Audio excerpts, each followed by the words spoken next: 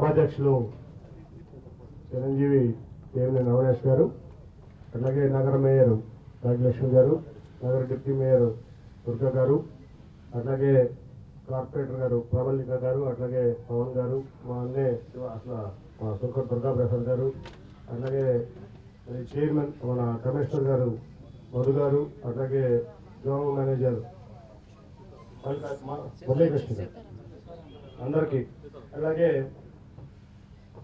ఇక్కడికి వచ్చినటువంటి మన ఆటో నగర్ పెద్దలకి, కార్మికులకి, కార్మిక సంఘ నాయకులకి అందరికీ కూడా పేరు పేరున హృదయపూర్వక నమస్కారాలు. నాకు చాలా ఆనందం ఉంది ఈరోజు. ఎందుకంటే ఈ విజయవాడ ఆటో నగర్ అంటే నాకు తెలిసి ఏషియాలోనే బిగ్గెస్ట్ ఆటన్నారు. ఆ రోజు మన పెద్దలు మరి ఇక్కడ ఉన్నటువంటి పరిస్థితుల్లో ఈ రవాణా రంగం పంజాబ్ తర్వాత తమిళనాడులో సేలము, తర్వాత విజయవాడ మాత్రమే ఈ రవాణా రంగానికి ముఖ్య పట్టణాలు ఈ దేశంలో అని చెప్పి గుర్తించి మరి ఆ రోజుల్లోనే ఎంతో విజన్తో 1966 అంటే ఇప్పుడు దాదాపు ఆల్మోస్ట్ లైక్ 70 years అంతేగా, 66లో ఫౌండేషన్, యాక్చువల్ ఫౌండేషన్ అప్పుడు రీజన్ అప్పుడు అనమాట. ఆ రోజు జవహర్లాల్ నెహ్రూ గారితో ఫౌండేషన్ వేసుకోవడం, మన ఆ రోజులో మరి రామ్మోహన్ రావు కానీ, మన రాఘవయ్య గారు కానీ, అట్లాగే చాలా మంది పెద్దలు పేరు చెప్పుకుంటుంటే ఆ రోజు వెటనరీస్ వీళ్ళంతా మరి ఆ రోజు వాళ్ళ యొక్క ఆలోచనతో పుట్టినటువంటి ఆటో నగరం. ఆ రోజు మా తాతగారు కూడా దీంట్లో కొంత మరి ఆయన పాత్ర కూడా ఉంది. అట్లాగే మరి అనేక సంవత్సరాలుగా ఈ ఆటో నగరం డెవలప్ అవుతా వచ్చింది, అట్లాగే కొంత వెనక్కి వెళ్తూ కూడా వచ్చింది. అట్లాగే ఇప్పుడు మన దుర్గా ప్రసాద్ గారు నా దగ్గరికి వచ్చి అనేక పనులు, నేను ఎంపీ అయిన మొదటి నుంచి కూడా మొదటి రోజు నుంచి 2014 అడుగుతుంటే నా ఆటో నగరం, నేను రవాణా రంగం, నా ఆటో నగరం ఈ రెండు కూడా నా ప్రాణంతో సమానం. అట్లాగే నాకు విజయవాడ అంటే నాకు చాలా పిచ్చి, ఒక రకమైన పిచ్చి. కాబట్టి ఈ నగరం అంటే నాకు ఉన్నటువంటి ప్రేమతో నేను ఏదైనా చేస్తానని చెప్పి అనేక కార్యక్రమాలు చేశాం. ఫైనల్గా వచ్చిన దగ్గర ఆ రోజు ఎందుకో తెలియదు, 5 yearsలో ఈ వాటర్ ట్యాంక్ మిస్ అయింది. తర్వాత మళ్ళీ నేను రెండోసారి ఎంపీ అయినప్పుడు ఈ వాటర్ ట్యాంక్ గురించి 6 లక్షల కెపాసిటీ వాటర్ ట్యాంక్ కావాలి, ఈ ప్రాంతం అంతా కూడా వాటర్ కనెక్షన్ లేదు. నేను ఆశ్చర్యపోయాను ఎందుకు ఇవ్వట్లేదని. వెంటనే సరే నేనేమో అప్పుడు అపోజిషన్లో ఉన్నాను, తెలుగుదేశం పార్టీలో ఉన్నా. మరి ఏం చేయాలని అనుకున్నప్పుడు సరే నా ఎంపీ నిధుల నుంచి ఇస్తాను, ఎంత అవుతుందో ఎస్టిమేట్ ఏమంటే ఆ ఎస్టిమేట్ ప్రకారం నా అందుబాటులో ఈ వాటర్ ట్యాంక్ ఉండడం నిజంగా నా అదృష్టం. ఎందుకంటే గ్రౌండ్ లెవెల్ నుంచి వచ్చిన ఫీడ్బ్యాక్ బట్టే మేము పనిచేయగలం. అవినాష్ అయినా, నేనైనా, ముఖ్యమంత్రి గారైనా, ప్రధానమంత్రి గారైనా కింద మాకు ఇది రిక్వైర్మెంట్ ఉంది ప్రజానీకానికి, పబ్లిక్ అని మాకు తెలిస్తేనే మేము దాన్ని, ఎందుకంటే ప్రతి సందులో బదులో మేము ఇది చూడలేం. అట్లా ఆటో నగర్ ఇష్యూస్ ఎప్పటికప్పుడు మన ఈ టెక్నిక్ అసోసియేషన్స్ ద్వారా కానీ, మన ఐలా ద్వారా కానీ అందరూ నాకు ఎప్పటికప్పుడు చెప్పడంతో చాలా వరకు చేసాం. ఇది కూడా నా ద్వారా జరగటం. అట్లాగే దాదాపు 2,30,00,000 మన ఫండ్ నుంచి, అట్లాగే ఐలా నుంచి దాదాపు ₹1,00,00,000 దానికి మన అవినాష్ కూడా చాలా సహకరించాడు. ఆట ఖచ్చితంగా మనం చేయాలనుకున్న దాంట్లో ఎటువంటి సందేహం లేదని చెప్పి దాన్ని కూడా గోహెడ్ ఇచ్చిన తర్వాత వెంటనే పనులు మొదలుపెట్టి చేసాం. పనులు పూర్తి చేసిన ఐలాకి, ఐలా ఇంజనీర్స్కి, కాంట్రాక్టర్స్కి అందరికీ కూడా కృతజ్ఞతలు. అట్లాగే నేను ఎప్పుడు చాలా ముందు చూస్తూ ఆలోచిస్తూ ఉంటాను.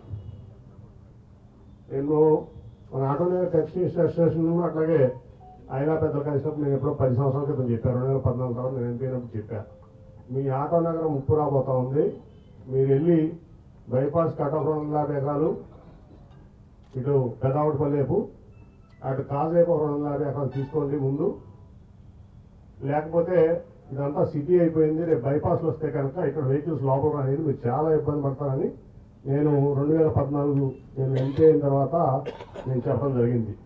మరి ఆ రోజు నుంచి మరి ఫైల్ మూవ్మెంట్ ఏంటో కానీ నాకు తెలియదు, కానీ ఇప్పటికైనా నేను అందరూ ఆ రోజు చాలా మంది నా మీద ప్రాబ్లంగా చేశారు, ఎంపీ ఇక్కడ నుంచి ఆటో నాకు తీసేస్తాను. నేను చెప్పింది ఏంటంటే ఈ ఆట నాకు ఇట్లాగే ఉంటుంది, కానీ మీరు ముందు చూపుగా అటు కొంత ఇటు కొంత చేసుకోకపోతే ఇబ్బంది పడతారని చెప్పి నేను చెప్పాను. అట్లాగే ఆ తర్వాత కానూరు ఆటనారు పెట్టినప్పుడు కూడా అక్కడ కొంత, ఇక్కడ దాదాపు కానూరులో ఆటనారు పెట్టినప్పుడు దానికి కూడా నెహ్రూ గారు చాలా హెల్ప్ చేశారు ఆటనార్కి, దేవినేని నెహ్రూ గారు. అట్లాగే ఆ రోజు రోడ్ లేదు, అప్రోచ్ రోడ్ లేదు నాకు అక్కడ. అప్పుడు మన సూర్యమేశ్వరి గారు అందరూ ఉన్నారు, అప్పుడు దివాకర్ గారు, సూర్యమేశ్వరి గారు, మన వెంకట ప్రసాద్ గారు అందరూ వస్తే నా సొంత స్థలం నుంచి ఇప్పుడు నా ఇంటి ముందు ఉంది స్థలం 2 ఎకరాలు నేను బాండ్ కూడా తీసుకోకుండా రాసిచ్చాను ఆటోనగర్కి. ఇవాళ దాని విలువ మీరు చూస్తే ₹1,00,000 గజం అసలు. అంటే దాదాపు 100 కోట్లు వాడు నా ఆస్తి అది. ఎందుకంటే నాకు చెప్తున్నా కదా, ఈ రవాణా రంగం దీంట్లో సంపాదించుకున్నాం మా తాతగారి నుంచి మేము వరకు. దీంట్లో పుట్టాం, దీంట్లో పెరిగాం. ఆటో నగరం అట్లాగే ఈ నగరం, ఈ 3 ఇంట్రెస్ట్ నాకు. అప్పుడు నేను ఎంపీని కాదు, ఏం కాదు. 2002లోనో 2003లోనో ఇది. ఇవాళ ఆ విలువ చూస్తే, మార్కెట్ విలువ చూస్తే ఇవాళ మినిమం 70 కోట్ల నుంచి 100 కోట్ల ఆస్తి వాళ్ళ ఆ రోడ్లోనే అన్నీ వెళ్తున్నాయి. ఇది ఆటో నగరే కాదు, మొత్తం ఇప్పుడు బందర్ రోడ్డు అట్లా ఏలూరు రోడ్డు కనెక్టివిటీ కూడా మెయిన్ ఆ రోడ్డే వాడుతున్నాం ఇప్పుడు. సో నేను నిస్వార్థంతో ఆ రోజు చేసిన పని ఇవాళ కొన్ని లక్షల మందికి రవాణా రంగానికి ఆ రోజు వాళ్ళ కాను ఆటనగర్ కానీ ప్రజానీకానికి కానీ ఉపయోగపడుతుందంటే చాలా ఆనందం. కొన్ని ఆనందాలు డబ్బుతో కొనలేము. 1,00,000 కోట్లు ఇచ్చినా చిన్న చిన్న ఆనందాలు రావు. నేను నా పుట్టిన ఊరికి ఒక కనకరు సేవ తెచ్చుకున్నాను, పెన్షన్లు సేవ తెచ్చుకున్నాను, ఆటో నగర్ ఒక ట్యాంక్ ఇచ్చాను, నా ఆటో నగర్ కార్మి దీనికి ఒక రోడ్డు ఇచ్చాను అంటే నాకు చాలా ఆనందం, గర్వంగా ఉంటుంది నాకు. సో అట్లా నేను అనేది ఏంటంటే ఈ ఆటో నగర్ ఇక్కడే ఉంటుంది. కాకపోతే మీరు వెంటనే అవినాష్ సమర్థుడు, మంచి వాళ్ళు చాలా మంది ఉంటారు, సమర్థుడు కూడా కావాలి. నేను చెప్పేది చాలా క్లారిటీగా చెప్తున్నా, సమర్థుడు. అట్లాగే నేను సమర్థుడినే, మీకు అందరూ తెలుసు. మా ఇద్దరి కాంబినేషన్లో మంచితనం మనకు పనులు అవ్వవు. మా ఇద్దరి కాంబినేషన్లో రేపు రాబోయే రోజుల్లో చాలా మార్పులు చేతులు వస్తాయి. ఎవరు ఊహించినంత మార్పు చేతులు. ఏదైనా కానీ ముఖ్యమంత్రి గారి దగ్గరికి వెళ్ళి సాధించి తెచ్చే సమర్థత అవినాష్కి ఉంది. అలాగే ప్రధానమంత్రి దగ్గరికి వెళ్ళి సాధించి తెచ్చే సమర్థత నాకు ఉంది.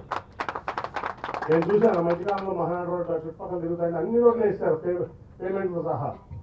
అభివృద్ధి అనుకుంటాను ఎంత డబ్బు వచ్చినట్టు అవినాష్ తీసుకొచ్చాడు. ఎవరంటే అవినాష్ తీసుకొచ్చాడు. అవినాష్ తీసుకొచ్చాడు.